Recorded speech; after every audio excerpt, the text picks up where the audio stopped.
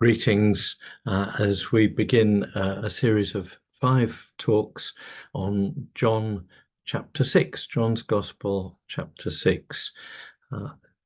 This relates to the Gospel readings for most churches on the 5 Sundays of the English summer holidays, the last Sunday of July and the 4 Sundays of August.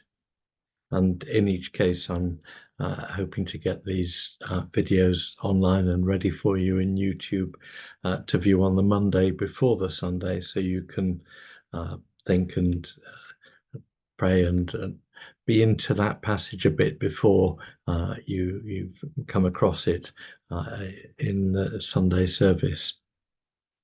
And today, John 6, verses 1 to 21.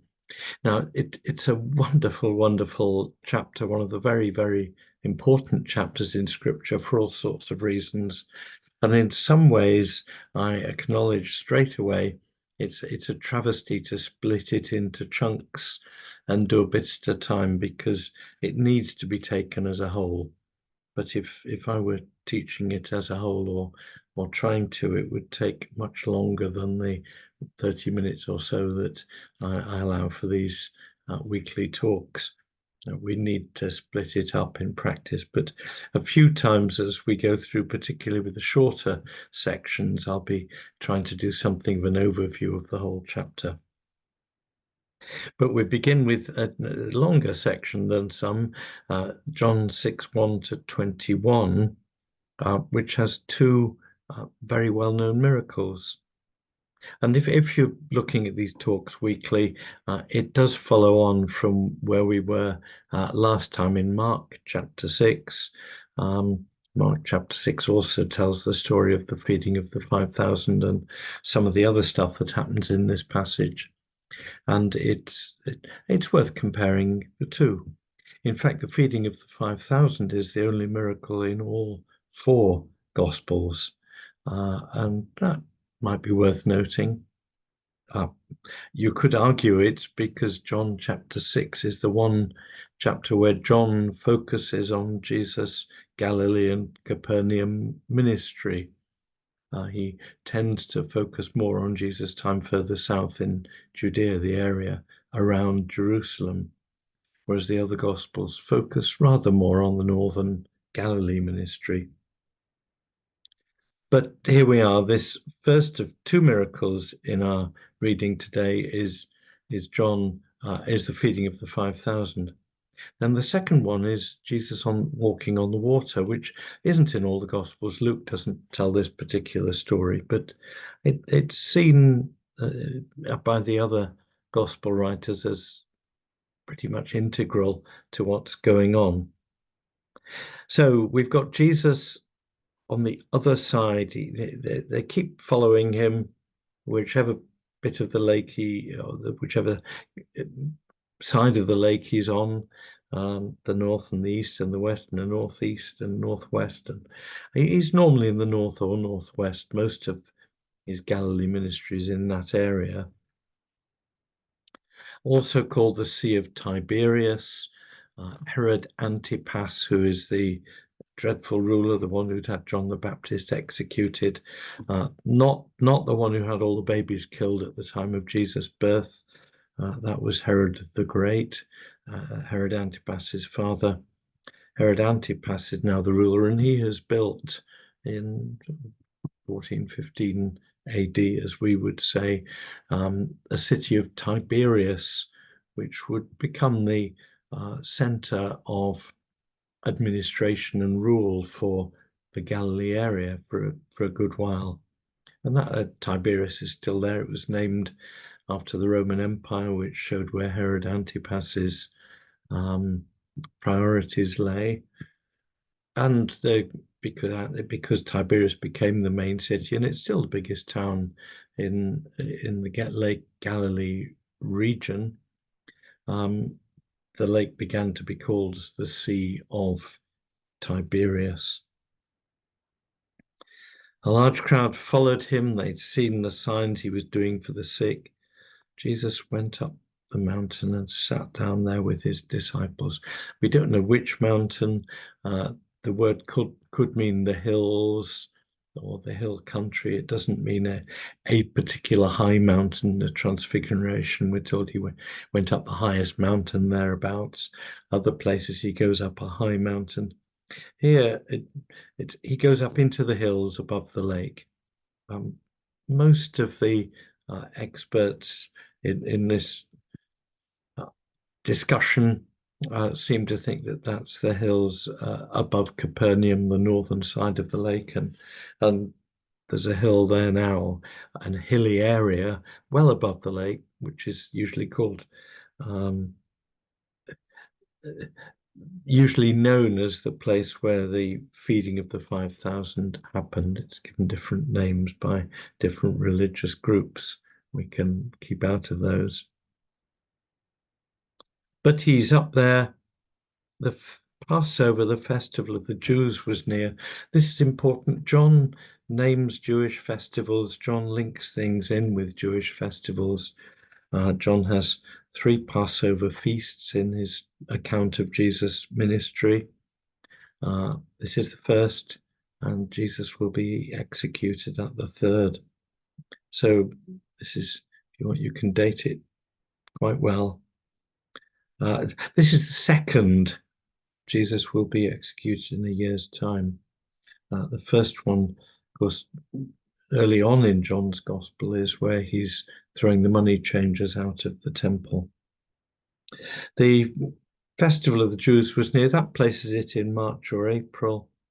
So does the account in verse 10 that there's a great deal of grass in that place, and they sit them down. There's a great deal of grass when it's spring and the grass has come up and grown, and before the heat of the summer has browned and reduced the grass. This is the green grass, and it's therefore spring, March or April, which is when Passover is. This is all good eyewitness testimony, and John, some people doubt the eyewitness nature of John's Gospel, the detailed veracity of what he's saying, but there's eyewitness evidence all through that just fits. He sees a large crowd coming towards him, and he says to Philip to test him. He knew what he was going to do. Where are we going to buy bread for these people to eat? Now, John's Gospel and Jesus' teaching are full of Old Testament references. And you can go back to stories of Elijah, Elisha in particular. Go back to Moses when the people of Israel had been freed from Egypt and they're in the desert in their early wanderings. And they're moaning about whether and how bread will be provided for them. Elisha deals with a similar issue. Jesus knows that he is, at the very least, in the footsteps, I think we might say on the shoulders of Moses and Elisha and Elijah, the great prophets of old who fed God's people or who saw God feed his people miraculously. And Jesus is in that same place spiritually. He sees a particular need. We saw in the last teaching session from Mark chapter 6 that Jesus' priority is teaching the word, and he's going to be doing that right through most of this chapter. But when there's a particular human need, humanly perceived need, he meets it, but he meets it in order to do the teaching that's to follow, and in a way in order to test the disciples. Have they really worked out who he is? Have they worked out that he is the second and greater Moses? Have they worked out that he is the completion of all that the prophets, Elijah and Elisha and others, stood for and taught? They haven't worked that out yet. So Philip says 6 months' wages wouldn't be enough. 200 denarii could be 8 months' wages, depend how you work it out. A denarius was roughly a day's pay, or was the normal day's pay for a labourer.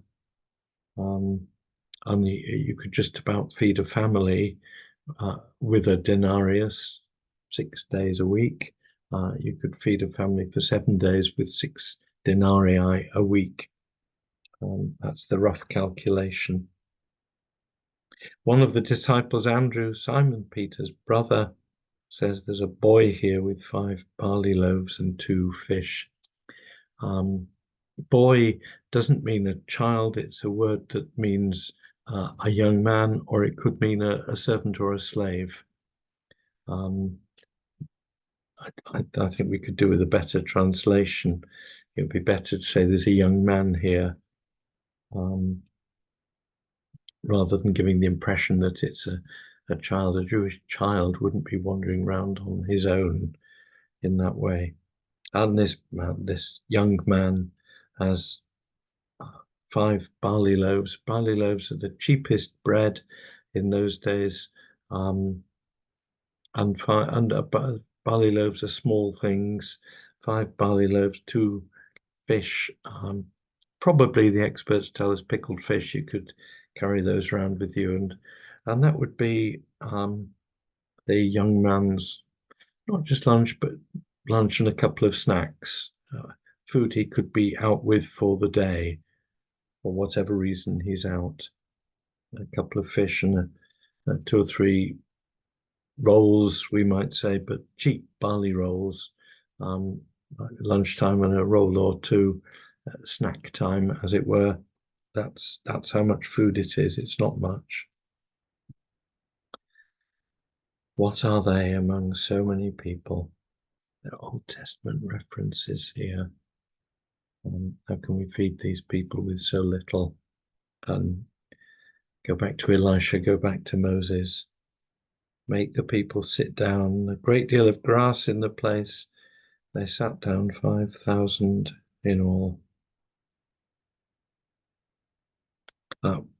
We look at the other comparisons in the other Gospels, we'll find 5,000 men besides women and children. And they sat down, and Jesus took the loaves, and when he gave thanks, he distributed them to those who were seated. Now, some want to present this as the first instance of the Eucharist, the Lord's Supper, communion. I do think that later on in the chapter, Jesus is referring to that, and it's not wholly absent, but it isn't the main purpose.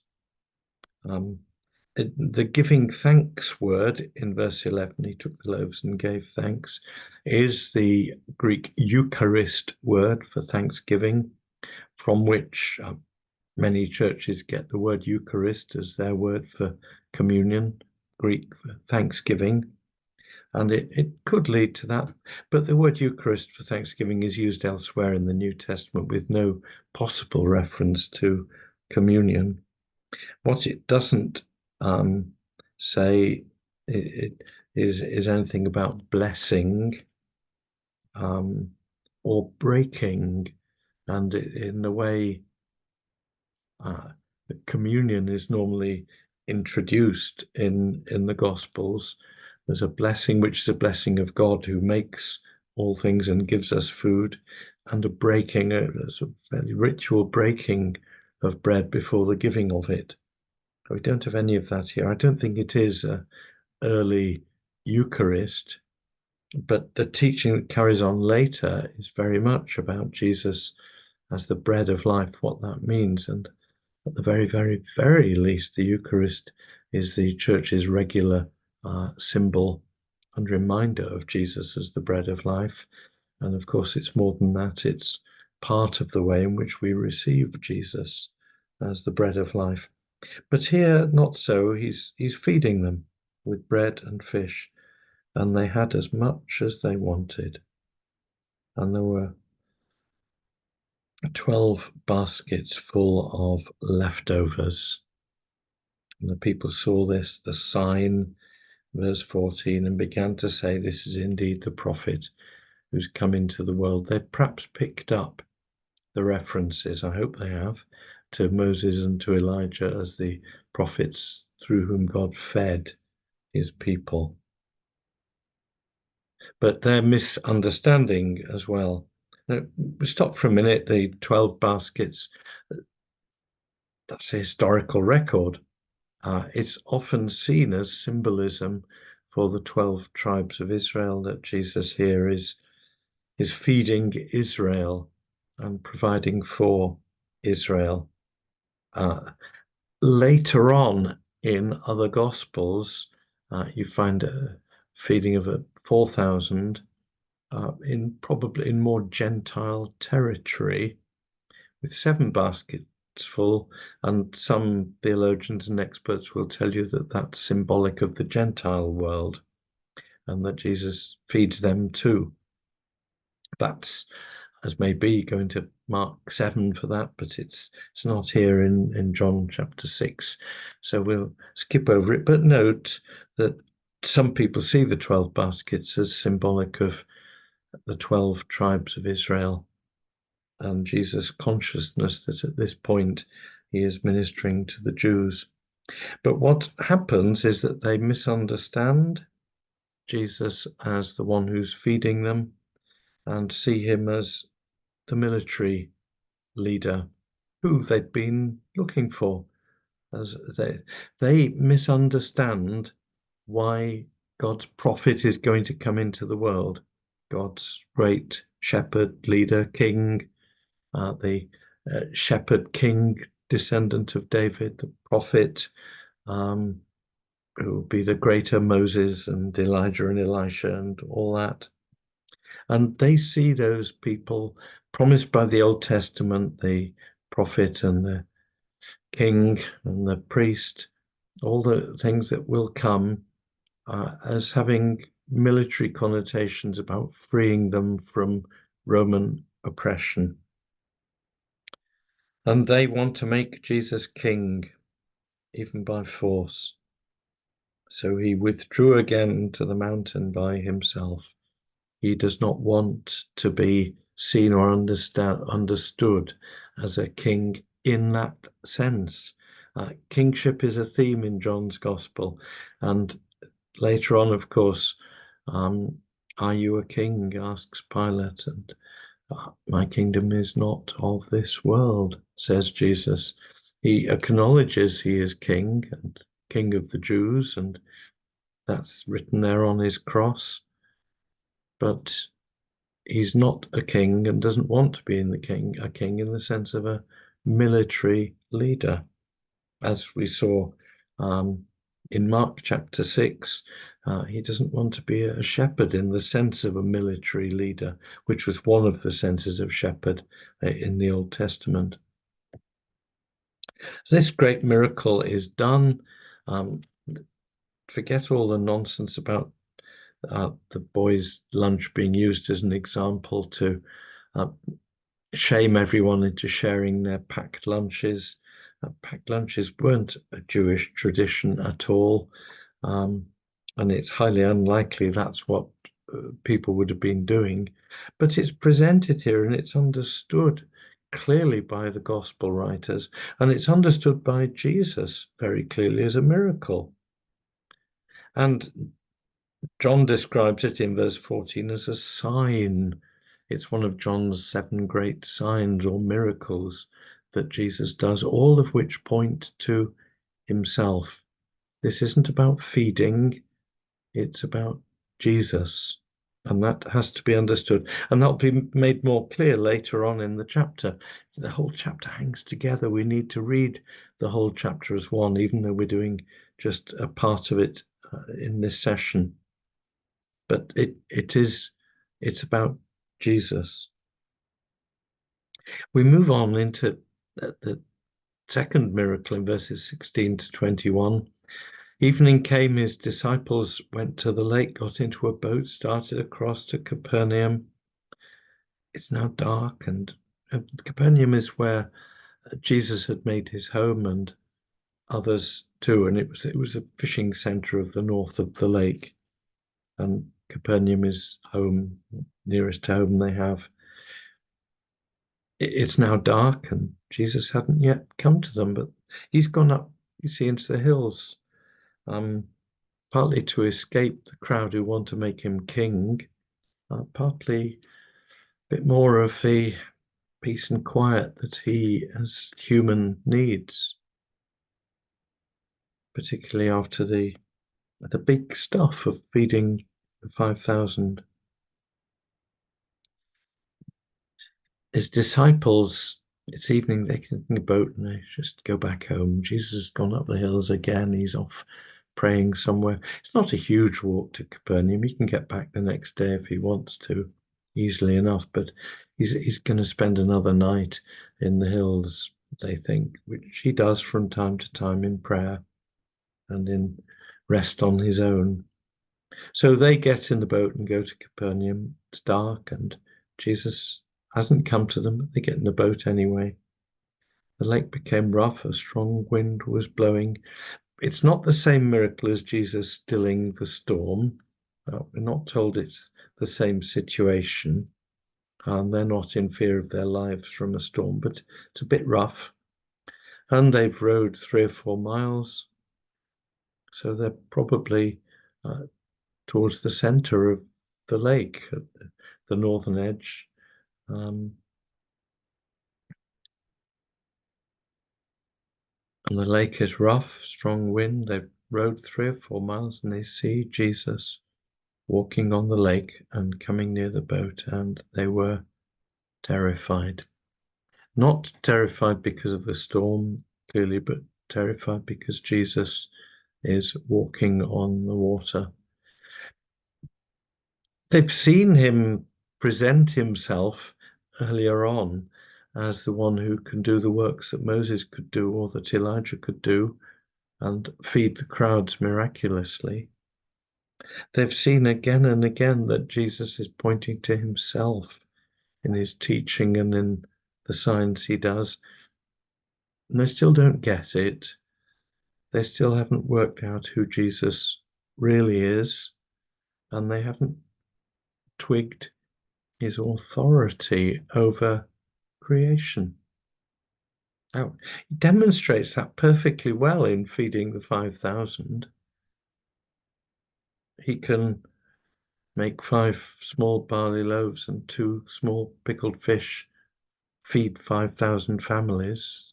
So there's 12 baskets full left over and they've all had enough. He has complete authority and power over creation. This is not just another prophet. It's a prophet with great miraculous power, but they can't begin to conceive of someone walking on water. And some of the Bible commentaries, particularly in the some of the Victorian and very early 20th century writers used to try and find ways around this because they basically couldn't accept miracles and think Jesus has got stepping stones or it's a mirage, or Jesus is walking along the shore and they're seeing him across the water and they think he's walking on the water. But they're 3 or 4 miles from the shore and he's walking towards them. And he comes towards, and they saw Jesus walking on the lake and coming near the boat. And they're terrified. And he says, "It is I. Do not be afraid." The Greek "it is I am." And that's certainly what he said in Aramaic, the language they spoke. Another of his great claims, as well as the 7 signs in John's Gospel, we've got the 7 great I am sayings leading up to him declaring himself as the I am when he's on trial. And I am is one of the great Old Testament names for God. God is the great I am. And Jesus clearly makes that claim for himself during the Gospel. But I am can also mean, and I think our translators are right here in verse 20, it could just mean it is I. We would say it's me, slightly ungrammatically. It is I. Do not be afraid. I don't think this is a full claim to divinity in words at this point. You can certainly see the walking on the water as a claim to divinity, if you wish, and not wrongly. But here he's saying, it is I. You can go back and look at from the end of the gospel and look at the way he talks about himself, and it is I, of course, means this is, yes, it's me, it's Jesus, and this is who I am. I can walk on water. From the end of the gospel, I can appear behind locked doors. I can rise from the dead. It is I. This is who I am. We can see that with hindsight, who Jesus is someone who can feed miraculously, someone who can walk on water. But I don't think he's actually making the full, I am the Lord your God, I am the God of Abraham, Isaac, and Jacob, I am one with the Father. At this point, he's going to make all those claims later on. Suffice ourselves with just hearing for now, it is I, do not be afraid. They wanted to take him into the boat, and immediately the boat reached the land towards which they were going. They didn't get him into the boat on this occasion. Maybe they did, it doesn't say so. Is this another miracle linked to the walking on water? Immediately the boat is at land. Very remarkable stuff going on here, and this is who Jesus is. The walking on the water and the feeding of the 5,000 are about who Jesus is. That's what the signs in John's gospel are about. That's why John calls them signs. They're pointing. What are they pointing to? Jesus and who he is. And the rest of this chapter is going to open that to us much more. But we can enjoy the miracles as stories. We can perhaps be perplexed by them if we want a fully scientific explanation for everything. Perhaps we can fall before him in awe and wonder at his power. Perhaps we can remember his compassion in wanting to feed the crowd who are following him, even though they're a bit of a nuisance. They're not desperately hungry and starving, but he wants to send them home with food. Perhaps he wants to show compassion to his disciples who are terrified when they've seen him walking on the water. He says, I do not be afraid. One of the, I'm told, 365 places in the Bible where Jesus says, fear not. All that, there are lovely little snippets and notes and points. Perhaps we want to praise the boy, the young man who brings his sandwich lunch, if that's what it is. Perhaps we want to observe the continued slight formlessness, unpreparedness of Philip and Andrew, who say, this is all we've got and enough, is it? And don't yet realize what Jesus can do. Perhaps we would compare ourselves with them and ask, how big is our perspective on Jesus? What do we think he can do? Who do we think he is? Much more of this in the next few talks. Amen.